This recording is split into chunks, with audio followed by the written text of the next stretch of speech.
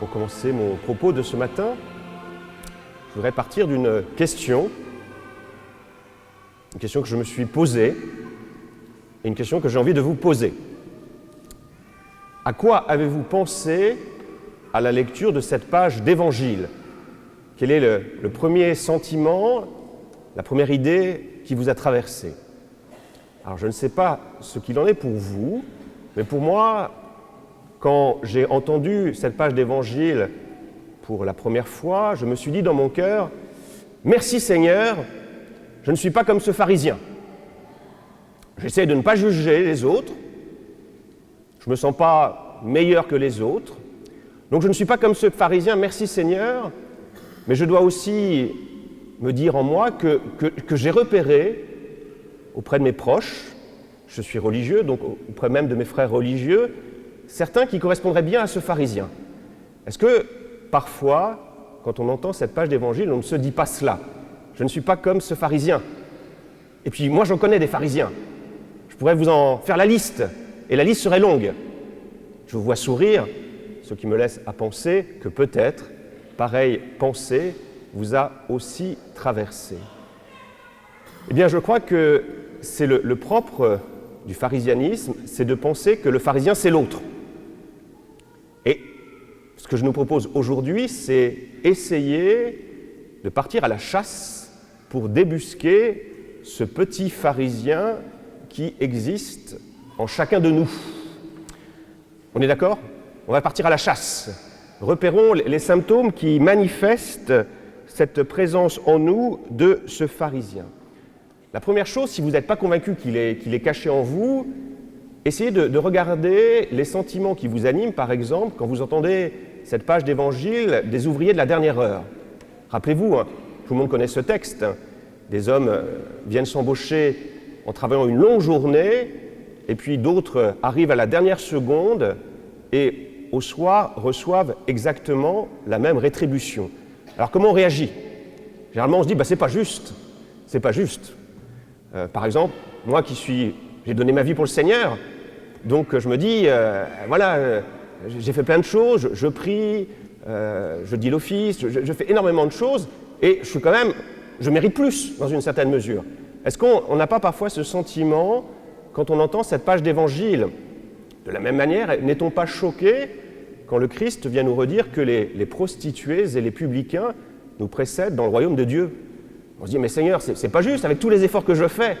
Si c'est comme ça que tu agis, si c'est comme ça que tu juges, moi je vais changer de vie, je vais un peu profiter de l'existence. Vous voyez, ce pharisien qui parfois se cache en nous, il est là.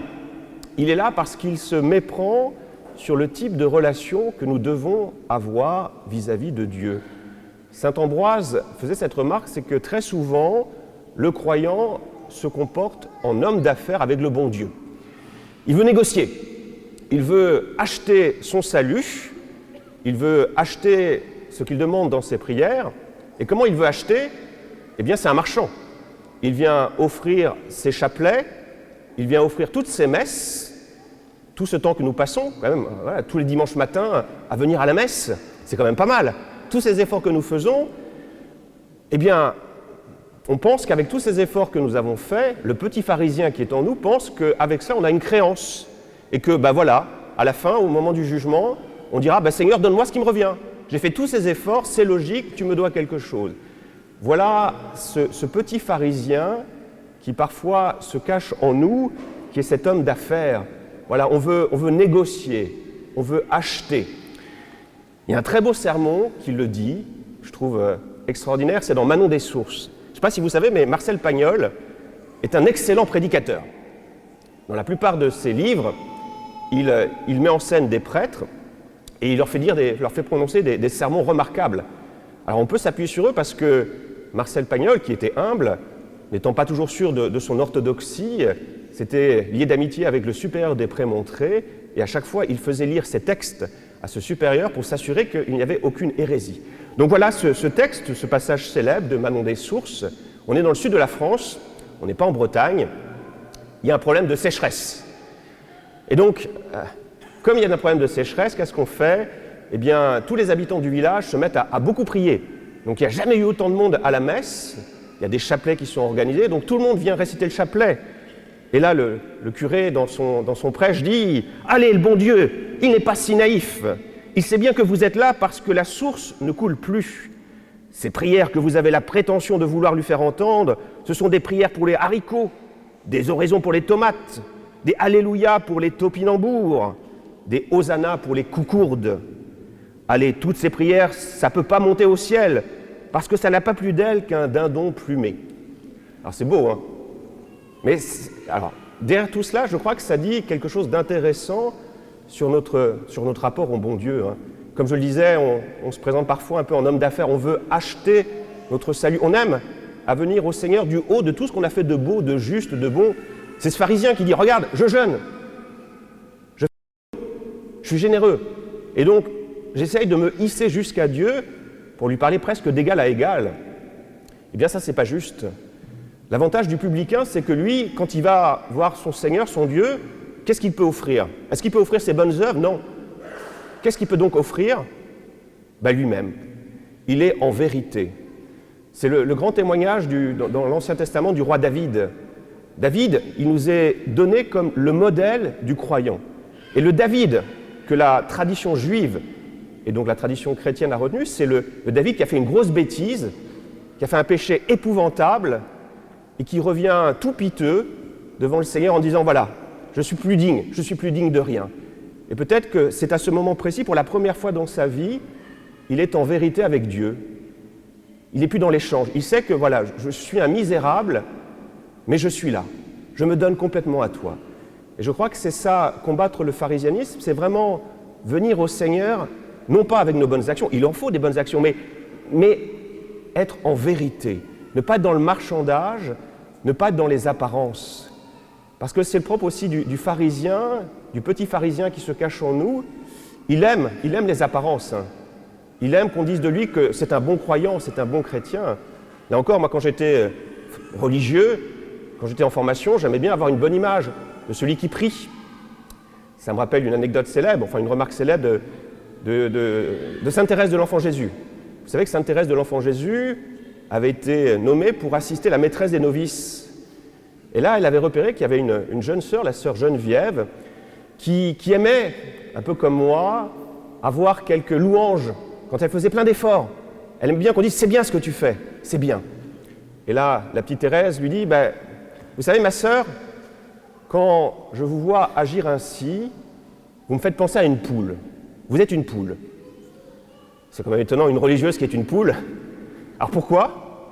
Eh bien, la petite Thérèse dit « Eh bien, une poule, quand elle a pondu un œuf, elle est tellement fière d'avoir pondu un œuf qu'elle veut que toute la basse-cour soit au courant. C'est quand même extraordinaire. Moi, poule, j'ai pondu un œuf. Alors qu'est-ce qu'elle fait? Elle chante. Et voilà. Et parfois, le petit pharisien qui est en nous, il aime bien qu'on repère tous les efforts que nous faisons. Vous voyez, nous sommes dans l'apparence.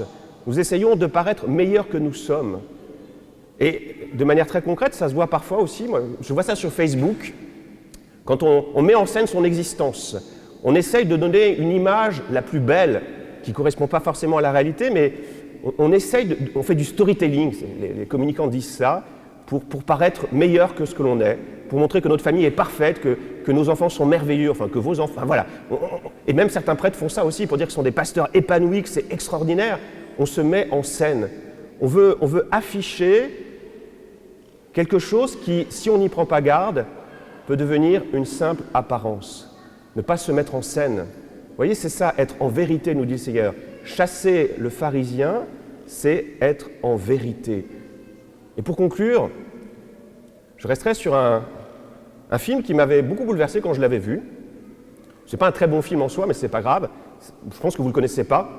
Mais la chute me fait encore réfléchir et m'amène à débusquer ce pharisien qui est en moi. Ce film donc, ça s'appelle Mass Appeal. Ça veut dire, enfin c'est traduit en français, Prêchi-prêcha. Donc c'est l'histoire d'un prêtre, le père Farley. Le père Farley, il a eu une existence très pharisienne. Donc c'est un homme qui aimait le luxe, qui aimait se faire inviter dans les belles maisons, qui aimait profiter en fait de son sacerdoce pour avoir une belle vie, tout simplement. Donc, sauf qu'un jour, voilà, au soir de sa vie, il se convertit et il se rend compte qu'il est ce pharisien de la parabole. Et il se dit, non, c'est plus possible, je vais changer. Et donc le film, on voit la transformation de ce père Farley. Il y a une scène où il prêche, il est à ma place. Et il dit, voilà, aujourd'hui je vais vous faire une homélie très courte.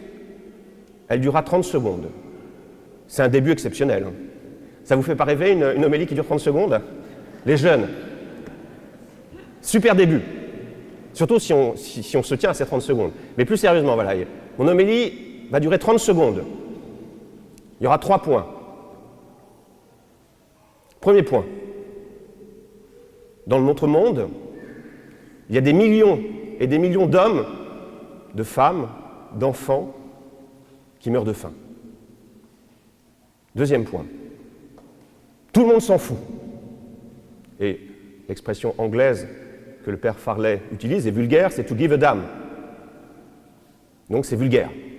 Troisième point, j'en suis sûr que vous avez été beaucoup plus choqués par la vulgarité du mot que j'ai utilisé que par la première proposition. Amen.